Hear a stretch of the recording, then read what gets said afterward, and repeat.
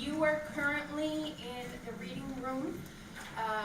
We are the only Portuguese American archive in the United States that we're aware of, which is something we're quite proud of, and is something that the university prides itself on.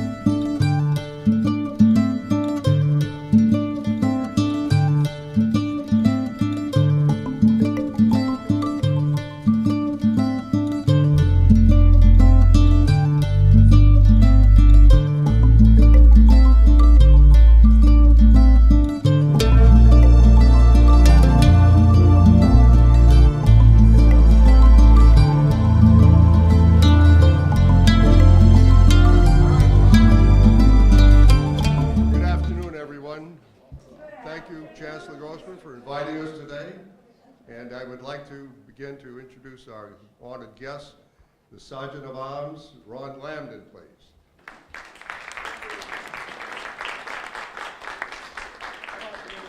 May I introduce, please, the Mayor of Dartmouth, Devon, Councillor Robert Lyon, and the Mayoress of Dartmouth, Devon, Mrs. Diane Lyon.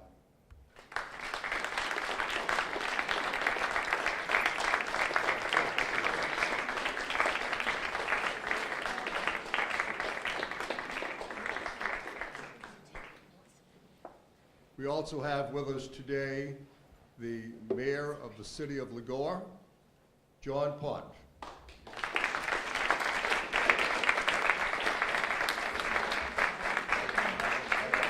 And we also have with us, representing the Mayor of Nordeste, Antonio Souza.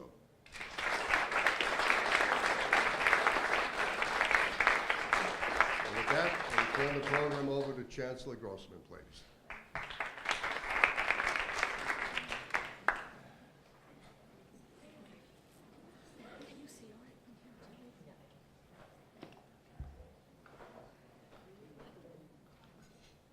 Good afternoon, everyone. Good afternoon. All of you look vaguely familiar. It may have something to do with the fact that I left you there at 10:30 in the evening, I think. So if you are in a place called Inner Bay, I think you were the same people I was with last evening. So I hope that you had a good day today, and that you had a good, thank you. And that you had a good tour of the various facilities of UMass Dartmouth off campus. So welcome. You are in Lawrence Hall at Woodland Commons at the University of Massachusetts, Dartmouth. So what we have here is a 710-acre campus. And when we spoke last evening about the 50th anniversary of the groundbreaking, that was the 50th anniversary from when the campus was built. But the university actually dates back to 1895, to the founding of the New Bedford Textile School and the Bradford Durfee Textile School, how those two were merged and became the Southeastern Massachusetts Technical Institute, and then became the Southeastern Massachusetts University, and then entered the University of Massachusetts system in 1990 as UMass Dartmouth. So this is why we had the 50th anniversary celebration as part of the 350th anniversary of the town of Dartmouth. So I too would like to acknowledge the presence here of our guests from the cities of Dartmouth, Devon, and of Lagoa and Nordeste and Povasau. And I know that we had the 4 mayors there last evening. I think we lost a mayor or 2 this afternoon. We lost 2 mayors, okay. So we want to welcome Mayor Rob Lyon and Mayoress Diane Lyon, and also John Pont, Mayor Pont, and I guess you're representing Mr. Souza, you're representing the mayor of Nordeste at this event. So welcome all of you, and I see that we have a number of our deans and members of my cabinet who are present here. Can I ask you to stand up so they know that you're here? Okay.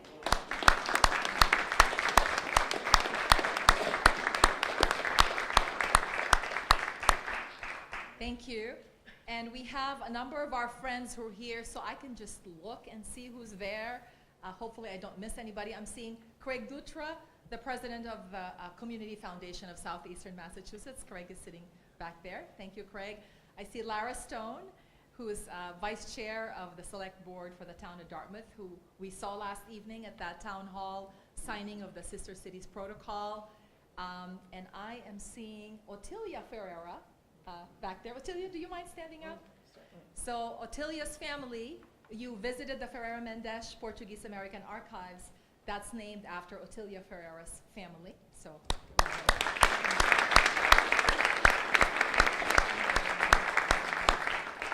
And I see our friend Carlos Dacunha, who checks many boxes. He's an alum of here. He serves on the board of the UMass Dartmouth Foundation. He's also a good friend. His 2 daughters are students here. And I think he has a number of family members who went to UMass Dartmouth. So thank you, Carlos, for being here.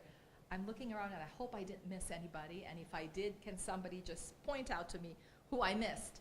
So I am looking for my 2 colleagues from the University of the Azores. Ah, I see you there. So we have 2 of my colleagues. We have Vice Rector. I'm going to use the English version, or maybe I should say Vice Chancellor. Vice Chancellor Susana Leal from the University of the Azores, and Vice Chancellor Marie Jose Bicudo. Please stand up so they can see you.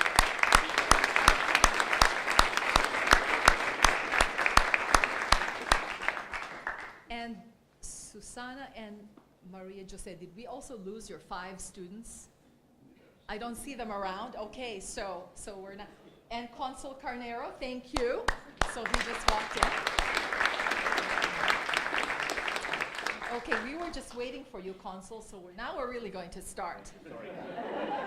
I did not mean to make you feel bad. So I know that you had an eventful day touring the School of Marine Science and Technology and the College of Visual and Performing Arts at the Star Store in downtown New Bedford. And I know you visited the Advanced Technology Manufacturing Center in Fall River. And of course, the last part of the tour was going to the Claire T. Carney Library and visiting the Ferreira Mendes Portuguese American Archive. So if anybody needs water, there's a table out there. And please refresh yourself, because I know what that walk was like today. So I want to especially thank Ed Tavares. Where is Ed? He's right here. Ed, so Ed, I want to thank you for, first of all, providing UMass Dartmouth with an opportunity to host everyone, and also for helping us with all of the logistics of planning for today and planning for all the meetings. So thank you so much. Ed has been an outstanding ambassador for the Portuguese community and has been a terrific friend to UMass Dartmouth. So thank you, Ed.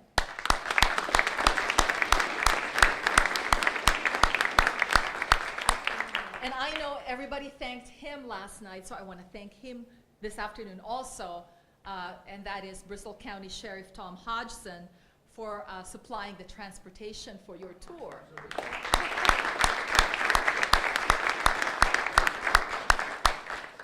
So what brings us together today is the opportunity to celebrate and to reflect upon an enduring friendship that goes back to our history. This year, the town of Dartmouth celebrates its 350th birthday. By the way, did I not hear last night that Nordesh is celebrating its 500th birthday? So that's terrific that you have 350th for Dartmouth and 500th birthday for Nordesh. And for UMass Dartmouth is the 50th anniversary of the groundbreaking. So for half a century, our university has enjoyed a wonderful partnership with the community.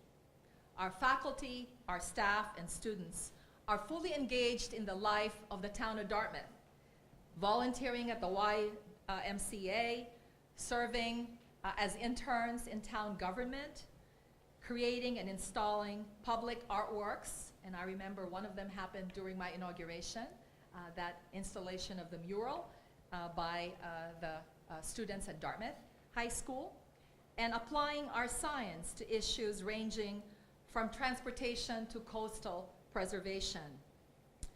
Town Administrator David Cressman, who's represented here by Lara Stone, dedicated countless and valuable hours to serving as a member of our Strategic Planning Committee. We just launched our strategic plan, UMass Transform 2020, and David Cressman served for a whole year on that committee. So we feel that this partnership and friendship is mutual and that we help each other in various ways, in many ways, that are beneficial to both the town of Dartmouth and to UMass Dartmouth. So we are looking forward to another half a century of teaching, learning, discovery, and engagement here in the town of Dartmouth. As you witnessed on your tour, we have strong partnerships with two of our major cities, the city of New Bedford and the city of Fall River, where our predecessor institutions were founded in 1895. From marine science to the creative economy, to advanced manufacturing and life sciences, to K-12 education and health, UMass Dartmouth is fully engaged.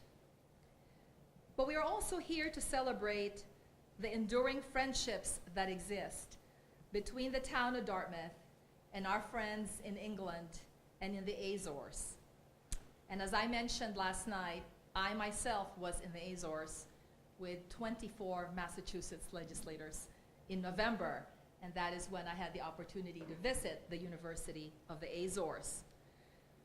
These relationships represent strong bonds that exist between our two nations, or three nations, bonds that have helped expand democracy and promote economic and cultural exchange.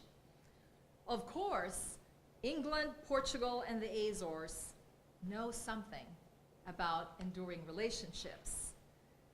The Anglo-Portuguese alliance between England and Portugal is the oldest existing alliance in the world, dating back to 1373. Imagine that, dating back to 1373. 641 years of friendship through periods of prosperity and economic calamity, through war and peace, through dramatic alterations in the world map. But today we're going to take a few moments to learn more about these strong international friendships. You just came from the Ferreira Mendes Portuguese American Archives, where you learned something about the connection between UMass Dartmouth and the Portuguese-speaking, or the Lusophone world, and the connection with this region of southeastern Massachusetts. This afternoon, we have two members of our faculty in the Department of History. And I want to mention that both of them are alumni of UMass Dartmouth. So both of them have their undergraduate degrees from here. They are Professor Len Travers and Professor Paula Rio. So let me first invite Professor Travers to the microphone to discuss the relationship between England and our region. Each of them will speak for about 10 minutes, and we will open the floor for questions. Professor Len Travers is the author of Celebrating the Fourth, Independence Day and the Rights of Nationalism in the Early Republic.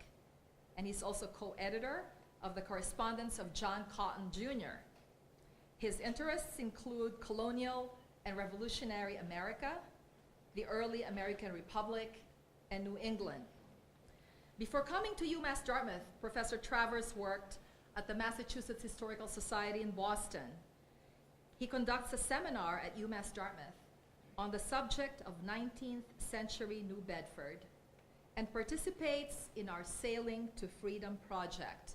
This is a series of teacher development workshops about the role of historic New Bedford in the Underground Railroad and the abolitionist movement. In fact, we just recently received a third National Endowment for the Humanities grant to support this project.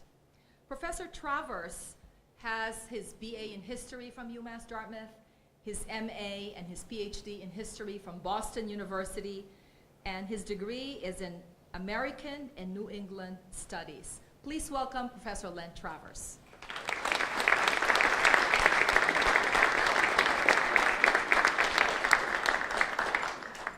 Thank you, Chancellor. Good afternoon, all. It's really unclear just why Dartmouth, Massachusetts received the name that it did. Certainly it was not a similarity of geography, as anyone whose wife was overcome by vertigo as we hiked the incredibly steep hill rising above that English town could tell you. True story. Nor had it apparently anything to do with the English origins of anyone connected with the purchase of the tract from the Wampanoag people. The selection of the name makes no more or less sense than the assignment of other English place names in our region: Falmouth, Barnstable, Yarmouth, Truro. They're familiar names, and that in itself was comforting and perhaps sufficient reason for the early settlers. But there was an incident in the age of exploration when the histories of the Dartmouth of Western England and the future Dartmouth of Massachusetts intersected, albeit tentatively. 412 years ago, mid-May of 1602, after a 6-week voyage from England across the North Atlantic, the crew of the bark Concord made landfall on the coast of what was then called Norumbega. New England was not a term in use yet. The vessel's home port was Dartmouth, a strategic harbor in England's West Country, and without doubt among the 32 men aboard were sailors and other passengers of that town. Master of the vessel was Bartholomew Gosnold, explorer and promoter of overseas ventures. Why were they here? Gosnold's expedition was backed by the influential Earl of Southampton, first of a series of reconnaissance voyages before 1620 to assess the economic and the supporting potential for colonies. The plan was an ambitious one. Gosnold's men were to build a house somewhere on the coast and to leave 20 men from their crew over the winter time to trade with the local Indians and establish a permanent presence on the mainland. It would be the first English colonial effort since the ill-fated Roanoke project 15 years before. It was also somewhat naive. No one on board the Concord spoke a word of the native language. Moreover, the project assumed a welcome response to European presence. But on May 25th, Gosnold selected the site of his enterprise, an island he named Elizabeth, known by the locals then as now as Cuttyhunk. If you go to the top floor of our library here on the campus, on a very clear day, you can readily see parts of Buzzards Bay, and at the western end of the chain of islands that enclose the bay, the little island of Cuttyhunk, 12 miles as the buzzard flies. Why Cuttyhunk? 2 men who chronicled the voyage reported the island had food, berries, small tortoises, fish, fowls, ground nuts, and all sorts of shellfish. But almost any other place on the coast would have had that too, and much better harbors. The island's chief appeal seemed to be in what it lacked: people. It was apparently uninhabited and seemingly remote from the mainland. Good for defense, perhaps, but an odd choice for a trading post.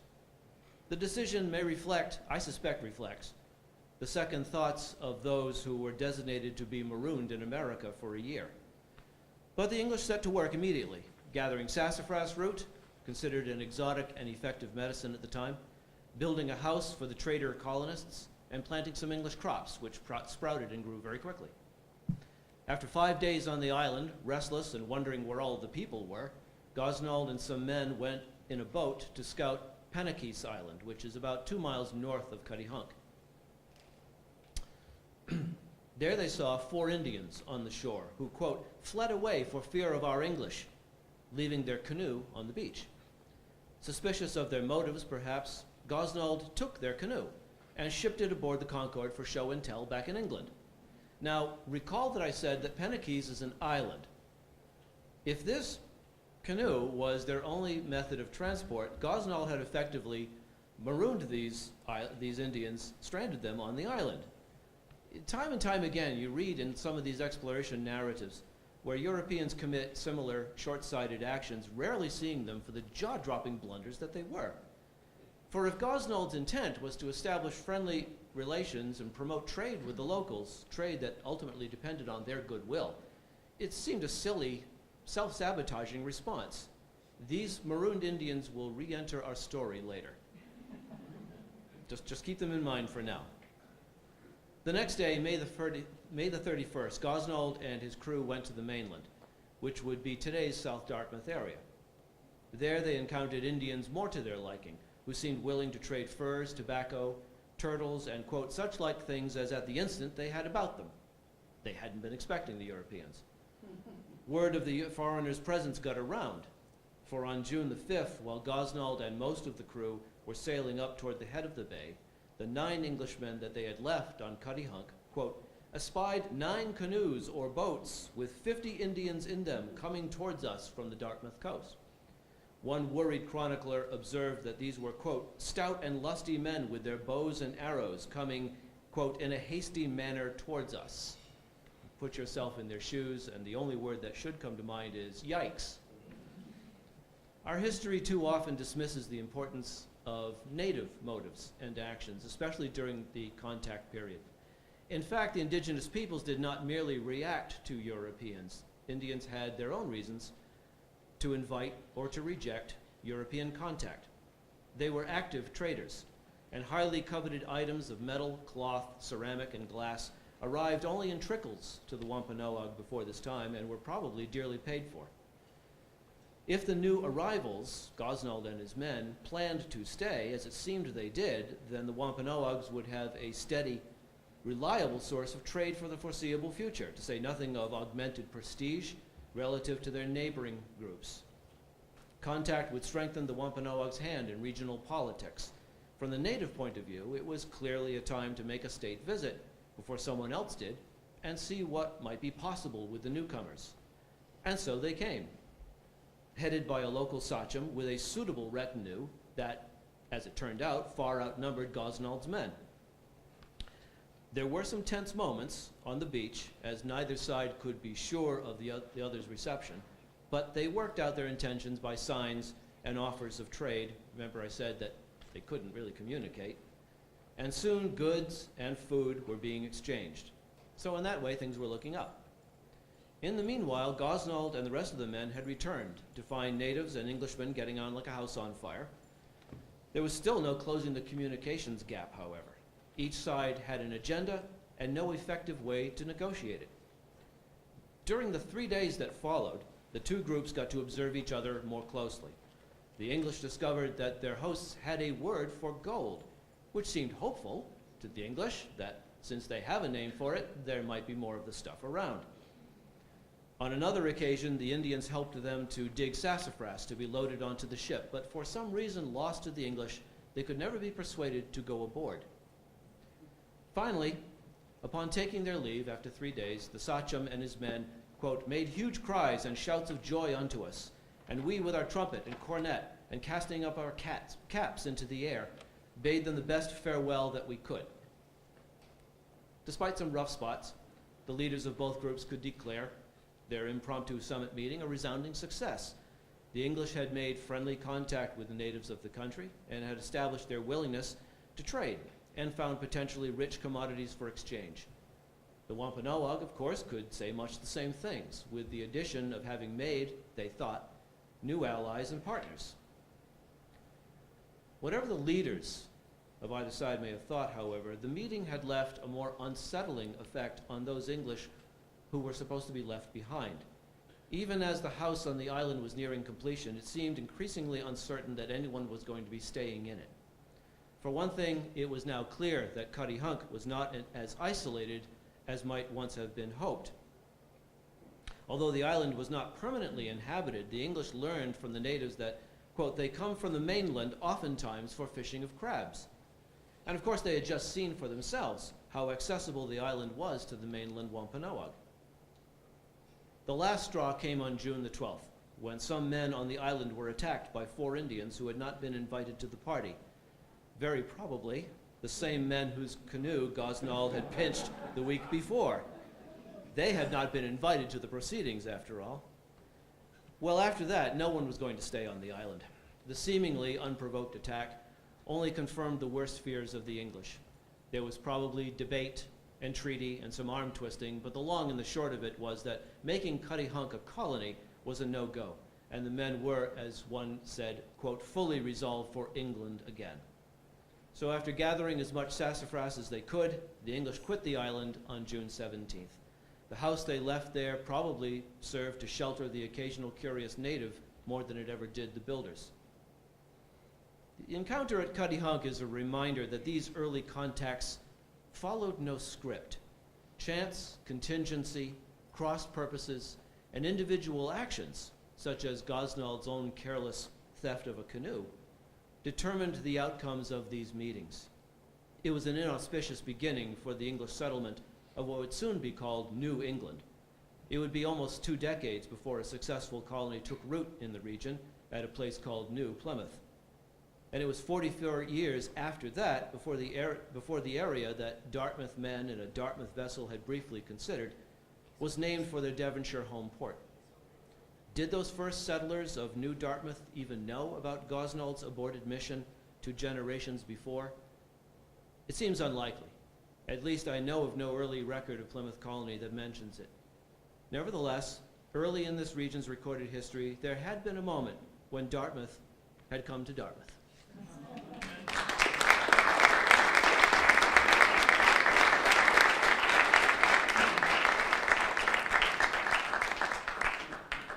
So, Professor Travers, would you like to take questions now, or should we have the 2 presentations first?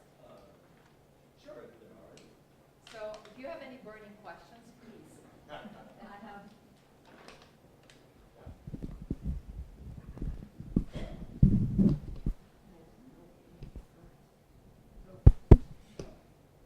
It's fine. That this is yours? No? Okay, so we can't use it for the questionnaire. So I have to take this one from here. Take this one? Yes? I have a question. Okay. I'm in 5th grade, when we were reading, and I asked Miss Finn, why did Squanto speak English? And her answer was, because he just did. So, would you elaborate on? I have a better reason than that.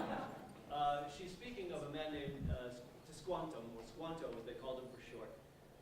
He was one who had, early on in New Plymouth history, served as an interpreter and go-between between Massasoit of the Wampanoag and the settlers at New Plymouth. Okay. Professor Travers, do you mind coming to the No, no, no. Yeah, thank you. You hear me all right?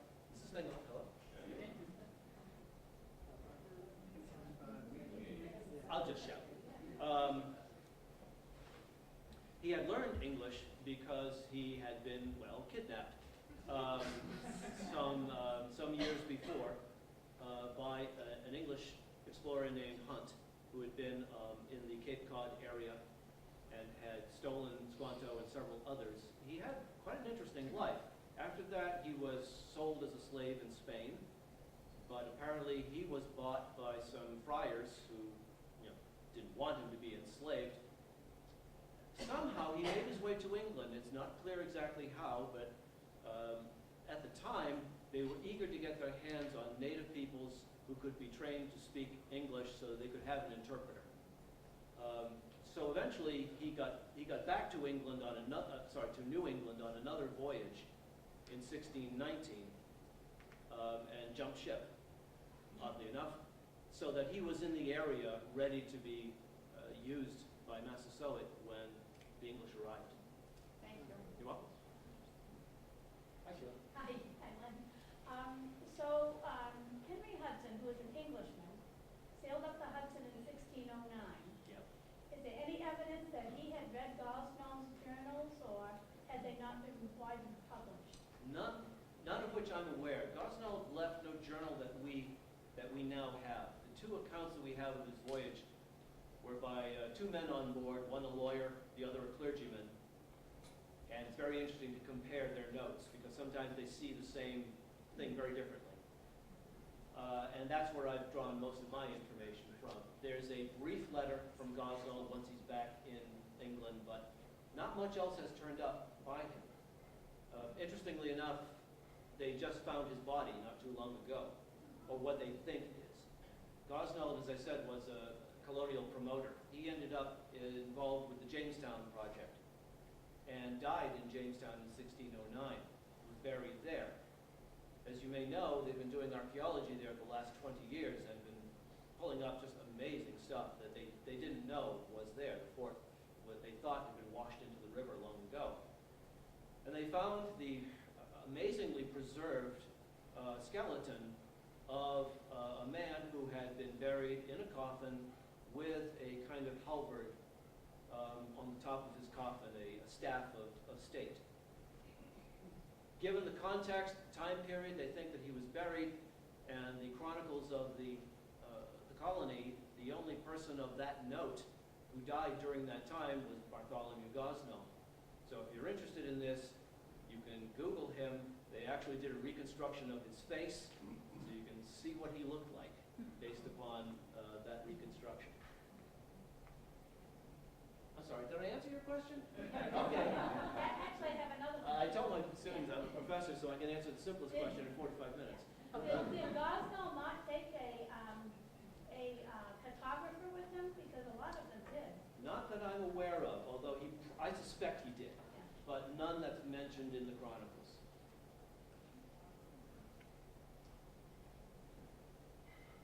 Any other questions? Okay, terrific. Thank you, Professor Chavez.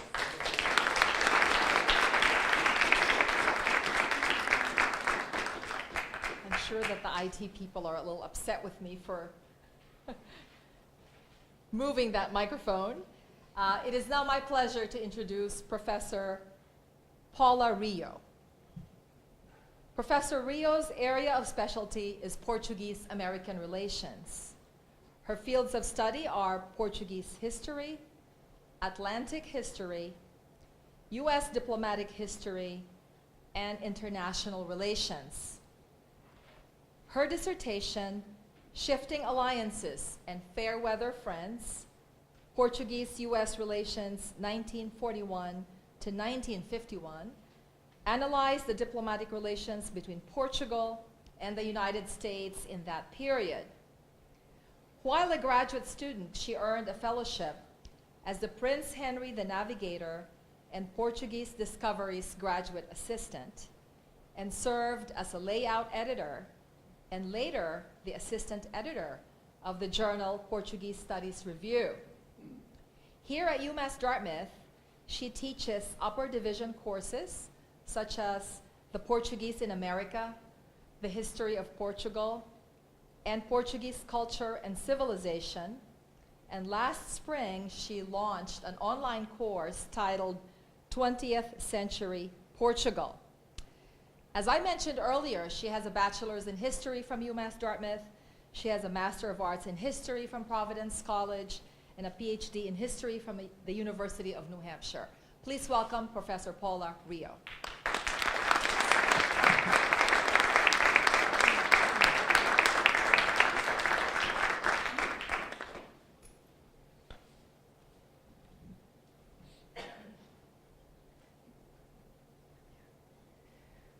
Oh, thank you. Thank you, Chancellor. Portugal and England have, in fact, enjoyed the longest alliance between the two nation-states in the world. They first gained each other's respect as brothers in arms during the Crusades. Then, beginning with the Treaty of 1373, these nations chose to bind their country's future, time and again, periodically renewing their ties of friendship and perpetual alliance. These bonds were deepened by frequent marriages among the aristocracy of both realms. They also shared a common Atlantic experience, including a rather stellar maritime history. Finally, they often shared common continental enemies, Spain, for one, and sometimes France. Throughout the centuries, Portugal and England have experienced substantial political, commercial, and strategic advantages because of this partnership. Nevertheless, at times, they've also had to pay a great price for that distinctive moniker, oldest allies. At the beginning of this relationship, these allies were equals in terms of political standing and overall military strength. That all changed rather abruptly in 1580 when King Philip II of Spain gained the Portuguese crown and secured it for his heirs until 1640. After 1640, Portugal emerged independent but greatly weakened. It is during this second phase that the formal relationship between the two kingdoms deepened with not only renewed defensive treaties, but also several commercial treaties. The third phase begins and ends in the 19th century, a century in which Portugal was at its political nadir, while Britannia ruled the sea. True to her word, Great Britain came to Portugal's aid and defended her shores. Ironically, the price of this defense was that for the rest of the century, Portugal was a virtual dependent of Great Britain. Finally, the last phase of the Anglo-Portuguese alliance began in 1890 and continues until today. This was a period of initial disillusionment between the two allies, rooted in conflicting African interests. Had it not been for the challenges of World War I and World War II, the alliance might have ended then and there. Instead, it has mellowed like a good tawny port into the comfortable and undemanding friendship that it is today.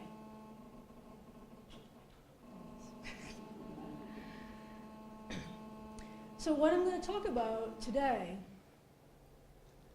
I think it's reacting to how tense I am. I need to relax. So the question then is, how did this alliance come into being? That's the question for me, right? This over 600-year-old alliance. Although it was the Treaty of 1373 which initiated the formal diplomatic ties between England and Portugal, the Crusades was the main historic event that began the social military connection between these two realms. It was not uncommon for crusaders en route to the Holy Land to put into port at the mouth of the Douro River in Portugal before continuing on their way to Palestine. In 1147, Afonso Henrique, first king of Portugal, was in a strong position to take the city of Lisbon, then in the hands of the Muslims. As good fortune would have it, just before the start of this new expedition, a fleet of 164 vessels arrived in the Douro. There assembled were three groups of crusaders: the English, Germans, Flemish, and Bolognians. King Afonso Henrique appealed to these crusaders to join him in the fight. In recompense, he offered them all the spoils of the city and land to any crusader who wished to stay on in Portugal after the battle. The siege of Lisbon resulted in a great victory for the Portuguese. As for the Crusaders, more than a few took the king up on his promise and settled near Lisbon. After the siege of Lisbon, it was not uncommon for Gilbert, Bishop of Lisbon, to travel to England to preach the crusade in Iberia. Consequently, by the time Faro was taken in 1249, which is the furthest point south in modern Portugal, and the Kingdom of Portugal had in fact reached her modern boundaries, Portuguese and English knights have formed strong bonds, right, long before the treaty. The Portuguese and the English knights have formed strong bonds in Iberia based on blood and sacrifice in the name of their Christian God. Thus, the social military connection between the two realms is established long before, as I said, any political alliance. The formal beginning of the Anglo-Portuguese alliance is set against the drama of the 100 Years' War. This war will take place between 1337 and 1453. A series of dynastic marriages between the royal houses of England and France set the stage for this complicated and protracted series of hostilities. Thus, when the male line of the French Capetian dynasty ended with the death of Charles IV in 1328, King Edward III of England laid claim to the throne. Nevertheless, the French nobility preferred Philip of Valois as their next monarch. This Anglo-French rivalry was to play out in part on the Iberian Peninsula. France allied itself to the Kingdom of Castile and Leon, while England allied itself with Portugal. In both cases, the appeal of the Iberian powers were their superior naval forces. Thus, in the midst of the 100 Years' War, the first political treaty between Portugal and England was signed in London by their respective representatives. This treaty of peace, friendship, and alliance was signed on June 16, 1373. Obviously, the treaty was meant to bind the two kingdoms together as allies. But the real significance in this defensive treaty was just that. It was a defensive treaty.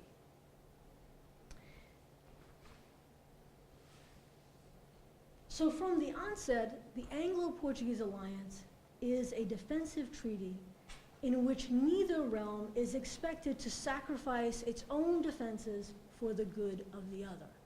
And this is going to play out each time that the treaties are reestablished or when new treaties are signed. The language and spirit of the 1373 treaty was not only repeated in was in fact repeated in the Windsor Treaty of 1386. This treaty is famous, and it is often the treaty that is referred to, because it greatly extended the bounds, the elements that tied the two countries together. And it also made it inviolable. That is to say, it made the alliance inviolable, and I'll explain that to you in a moment. The treaty signed on May 9th, 1386, between King João of Portugal and King Richard II of England ensured a perpetual state of amity between the two parties. It was very clear how long this treaty was expected to last, and I'm going to quote it so you can gain that same understanding. The treaty was to be, and I quote, between the above kings, now reigning, and their heirs and successors, and between the subjects of both kingdoms, a solid, perpetual, and real league, amity, confederacy, and union, not only in behalf of themselves and their heirs and successors, but also in favor of the kingdoms, lands, dominions, and countries, and their subjects, vassals, allies, and friends whatsoever, so that either of them shall be bound to succor and afford aid to the other against all men that may live and die, who shall attempt to violate the peace of the other or injure his state in any way. And this is why I say this is a treaty of alliance that was meant to be in perpetuity, and it has existed, in fact, to this very day. Now, the next 6 articles of the treaty specified the extent and the limits of this league for both signatories. It gave complete freedom of movement for the representatives of the king within each other's realms. And as in the Treaty of 1373, it stipulated that upon request, either side should provide both military and naval assistance to the other. This assistance would be provided within 6 months of the request. The Windsor Treaty of 1386 also provided for the protection of merchants within each other's dominions.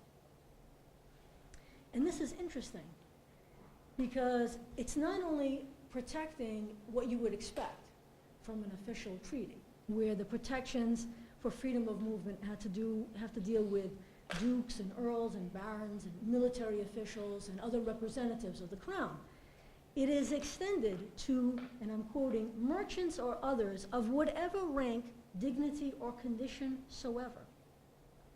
Therefore, whether Portuguese or English, it guaranteed that either party, and again I'm quoting, safely and fearlessly may enter the kingdom, lands, dominions of the other, and mutually to have intercourse and trade with his subjects, and go as freely and as peacefully as they would be allowed to do in their own country.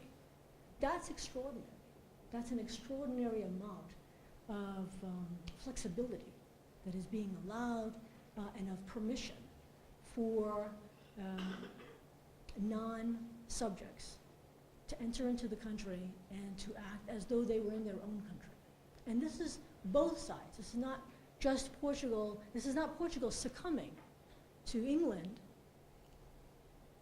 They are at this point, they were equals. They're allowing for an equality, a commercial equality, so to speak.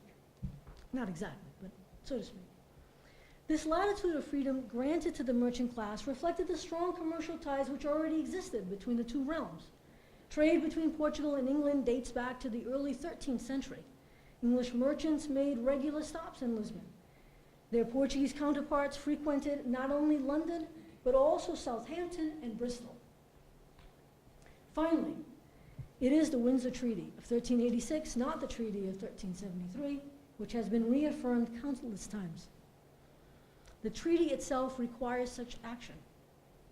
Article 12 specified that, and I quote, all heirs and successors of the kings, each in their own time, shall within a year to calculate always from the day of his coronation be obliged to swear to, renew, ratify, and confirm by a public attestation as well as by their great seal the present alliance.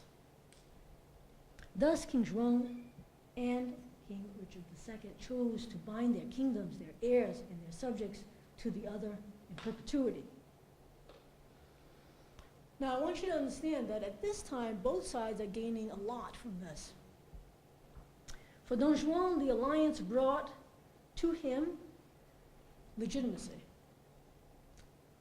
The victory at Aljubarrota and the Portuguese court notwithstanding, the new king of Portugal understood that he needed international recognition to further secure his position among other European monarchs. The Treaty of Windsor brought that and more, and it brought a sense of continuity to the realm by ensuring that although a new dynasty had been established, the House of Aviz, which was his house, would continue to support long-established political and commercial ties with England. Last but certainly not least, in the mind of the king, a guaranteed military aid should Castile ever again try to invade Portugal, which is a continuing threat to Portugal's existence. This alliance was just as important to England. The Franco-Castilian fleet had been wreaking havoc on English galleys at the time. And in this same year, the English feared rumors of a concentrated French attack upon her coast. The Franco-Castilian naval alliance was at the core of English fears. The naval alliance with Portugal would offset this imbalance. No sooner had the Windsor Treaty been signed by the king's representatives than King Richard II invoked it and requested the use of Portuguese galleys. The Portuguese complied by sending 10 large galleys to serve with King Richard's fleet for 6 months at the expense of the Portuguese crown. After this period, the expenses were borne by the English crown, and the squadron remained in the service of England for the next 4 years. The Treaty of 1386 was not the last treaty signed by England and Portugal. Political treaties along the same line were signed by the two parties in 1642, 1660, 1661, 1810, although that one was signed in Rio de Janeiro, 1891, 1899.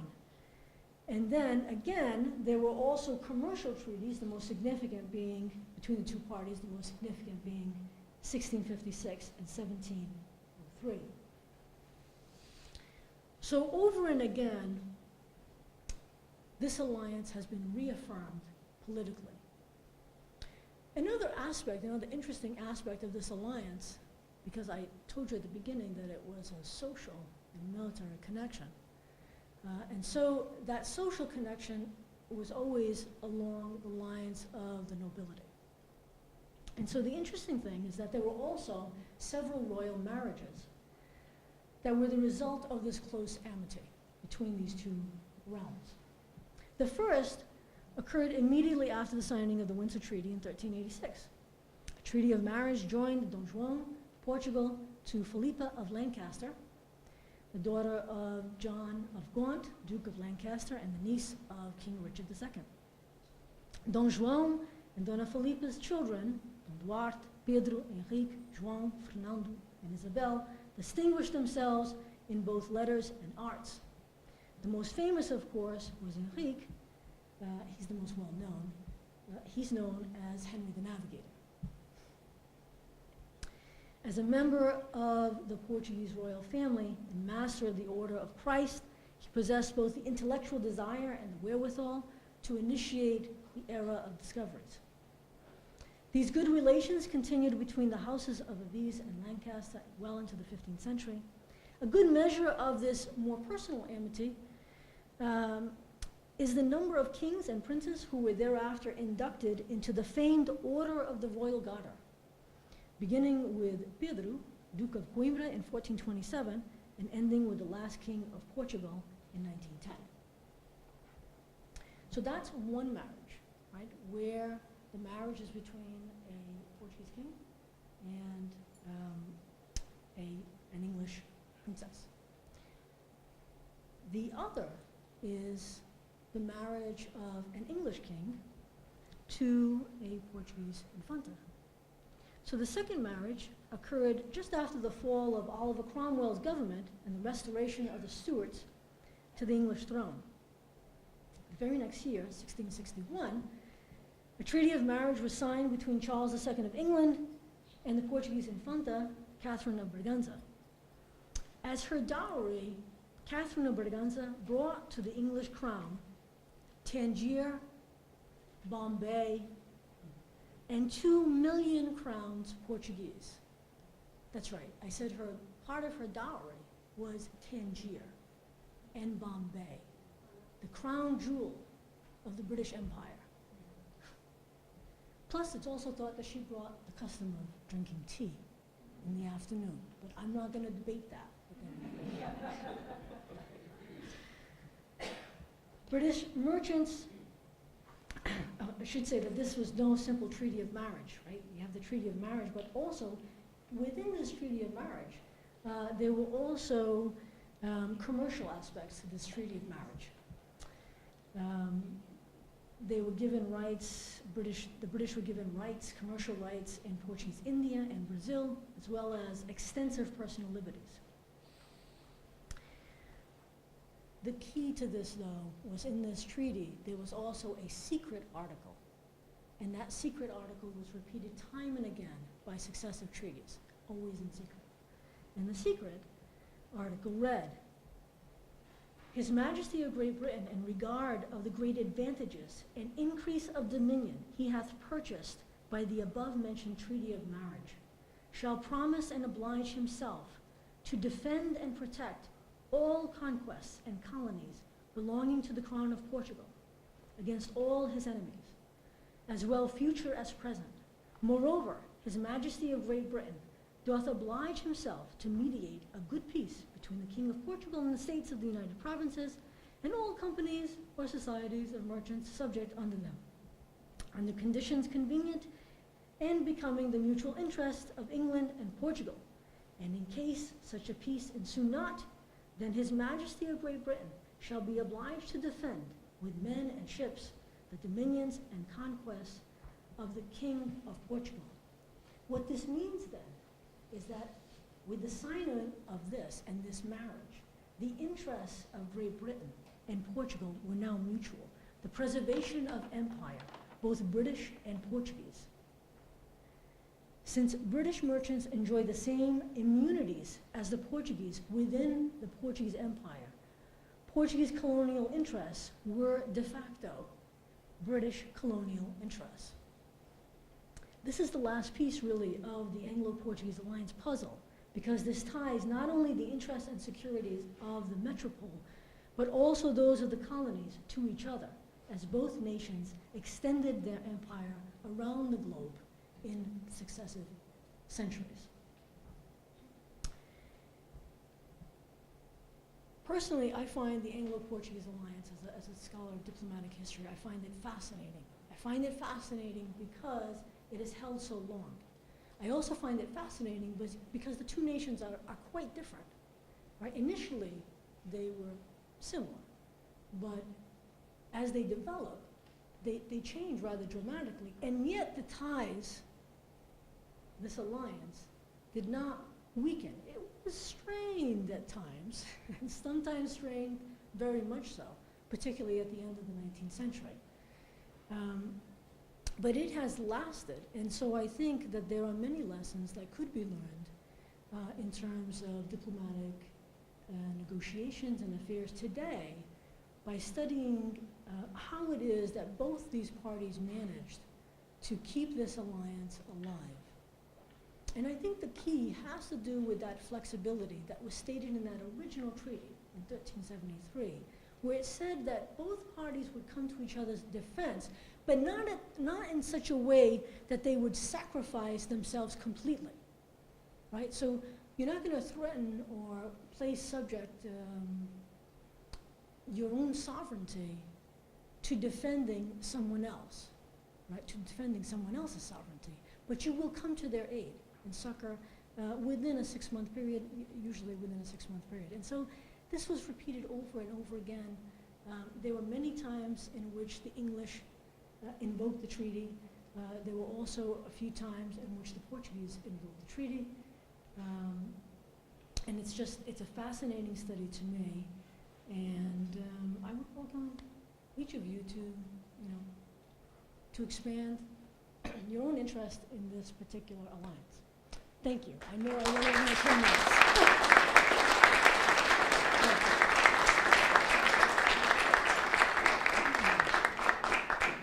So thank you, Professor Rio. Would you like to come here to the front and Any see if there are questions? questions? Sure.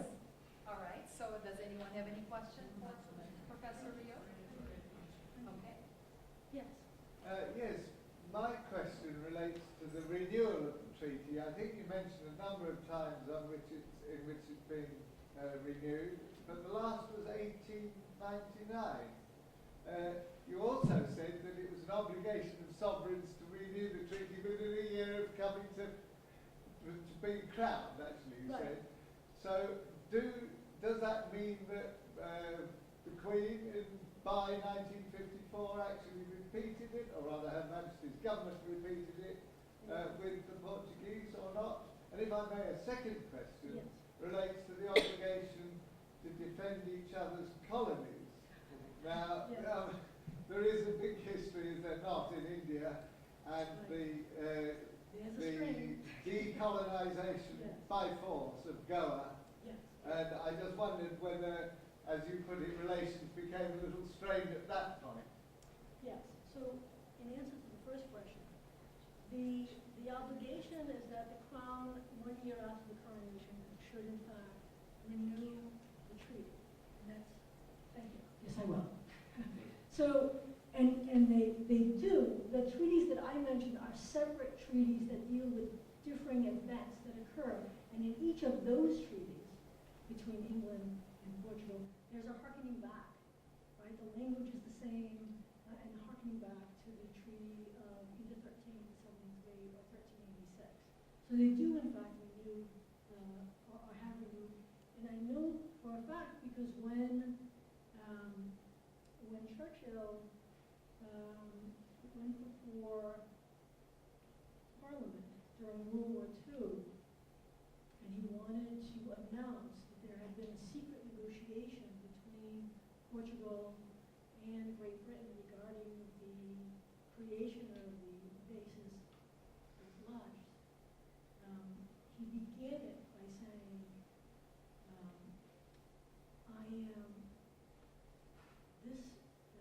what I'm about to discuss with you has as its foundation the 1373 treaty between Portugal and England. And so when he said this, if you read his memoirs, he said that he made this statement and he purposely chose the date, 1373, and he wanted to say it clearly, and then he paused. Because he wanted it to sink in to everyone in Parliament just how long the alliance had gone on, and how profoundly significant it was to both members of the alliance. And he said it had a profound effect. In fact, he said, in my clause, I can remember this part I remember clearly, there was something of a gasp, he said, in Parliament. And so the tradition still holds, but you're right. What happened, of course, was Indian national troops, after they were independent, entered Goa. And Portugal then, India, of course, being independent, had been a colony of Great Britain, now was independent, but was a member of the British Commonwealth. Portugal invoked the treaty and said, you need to help us because our colony is being invaded. And Great Britain said, no, we can't do that because they are a member of the British Commonwealth, and therefore we will not support, we will not lend aid to you at this time. And that was, in fact, a tremendous strain in the alliance. I have to say that before that, during my studies, the study that I conducted for my dissertation, 41 to 51, I think that during World War II, the Portuguese government, they already had been aware that Great Britain, this alliance, as a military alliance, really could not be dependent upon, given the more modern, more contemporary issues of the day. And so it is my argument in my dissertation that the reason why the Portuguese opened negotiations and began working with the United States is that they see in this the hope of supplanting this flagging Anglo-Portuguese alliance. And so NATO, of course, becomes a founding member of NATO, and of course that's a defensive alliance in which an attack upon one is an attack upon all. And so do you see how what they're going to try to do, I think, right during World War II, they already started trying to supplant some of that. This is why I say that now it's more of a good friendship rather than a good long friendship, rather than a strictly military or defensive alliance. Did I answer your question? Yes. Any other?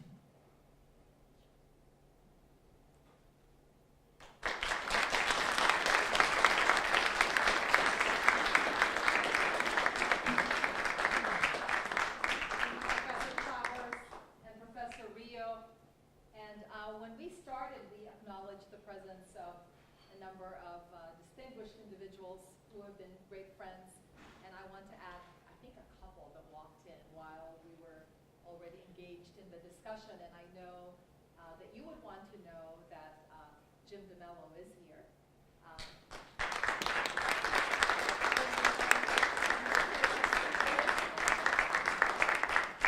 So we have a new dean of the College of Nursing at UMass Dartmouth. And as you know, this partnership between the University of the Azores College of Nursing and UMass Dartmouth College of Nursing. So I have Dean Christopher. Where are you, Dean Christopher? Right there.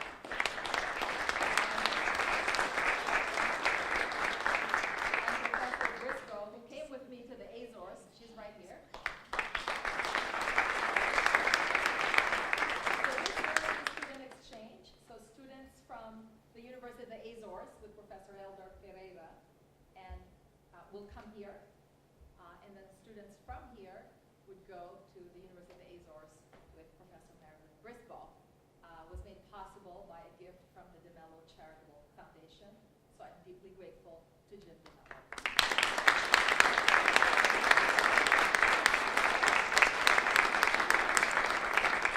So Jim is a stellar leader of the Portuguese community. I think those of us that have been here for a while know that he was the retired CEO of the Acushnet Company. He has supported Portuguese schools. He has supported many causes in the Portuguese community, and we're very grateful at UMass Dartmouth that you have continued that support and extended it to the university with this partnership, which is in community health nursing. And Jim, I will brief the new dean. She's only been here for a month. I will let her know that there is a goal that we're trying to achieve here, and this is just the first step. So I will make sure that we're all on board so that we know what we're trying to achieve in this partnership. But I would also like to recognize, I think I mentioned to you last night that I was able to join the trip of Massachusetts 24 or 23 Massachusetts legislators to the Azores, and that was made possible because of the leadership of the two co-chairs of the Portuguese American Legislative Caucus, and one of them is here, and he was, what happened at Inner Bay will remain at Inner Bay. He was holding court last evening at Inner Bay, but Representative Tony Cabral is not.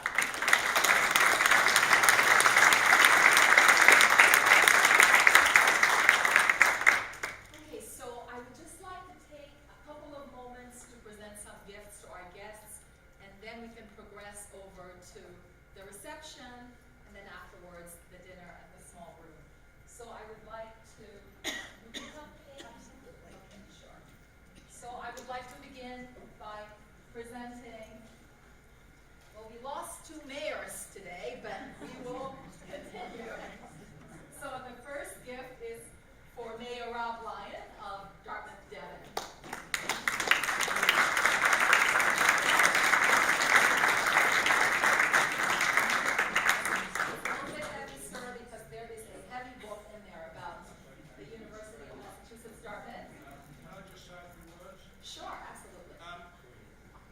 Very interesting day here today, and thank you very much, Marshall, for that.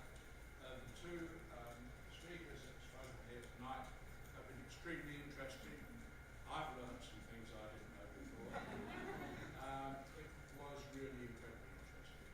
And we've had 2 very enjoyable trips around faculties of your university. The first one where we looked at the toxins in the water with one of your researchers down there, which was particularly interesting to us in Dartmouth, because Dartmouth is a town in England, more crabs are landed there than anywhere else in Britain, so we have a big shellfish industry. And in recent years we've been starting to grow oysters in the river, because the river has become more clean, and finding out a bit more about the toxins that affect these animals was really interesting. And we have a gentleman in Dartmouth who's invented a way of producing electricity from a wave pump that goes up and down with the tide. It's been investigated at the moment, and I'm very interested to talk to Lou, the partner of this Goodman, and I'm going to put those 2 in touch, because Lou was particularly interested in this particular form, something he hadn't heard of before. So we're going to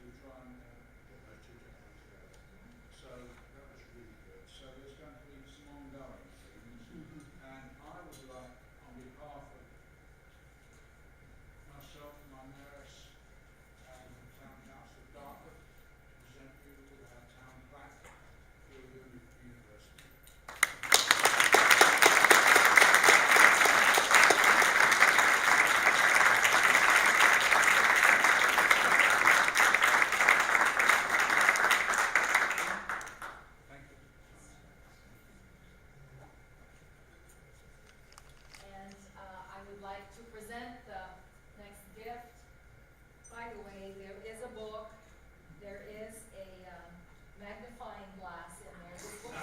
This book is a little bit heavy.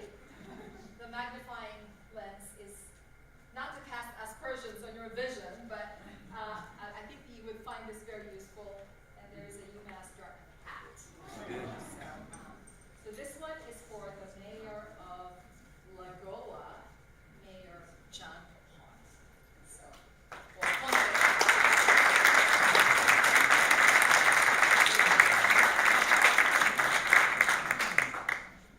and I suppose we will give the one for Mayor Mendonça, Carlos Mendonça. The two Carloses are missing. Mayor Carlos Mendonça from Nordeste. Give to you, Mrs.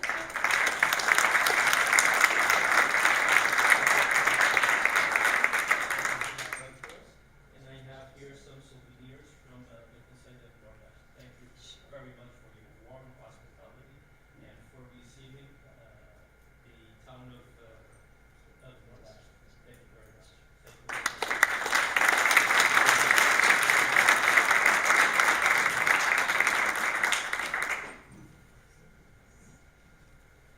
So we have to, where is the one from Mayor Avila?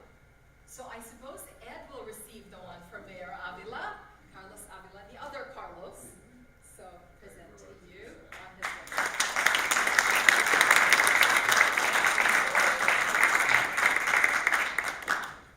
And then I would like to call my colleagues, Vice Rector Leal and Vice Rector Bicudo, if you would come forward. I have a presentation to make to both of you. You need to go for Leal first.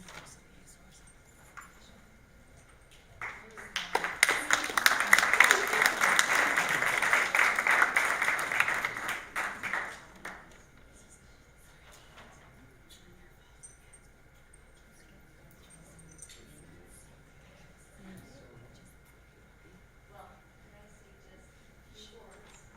Well, I would like to give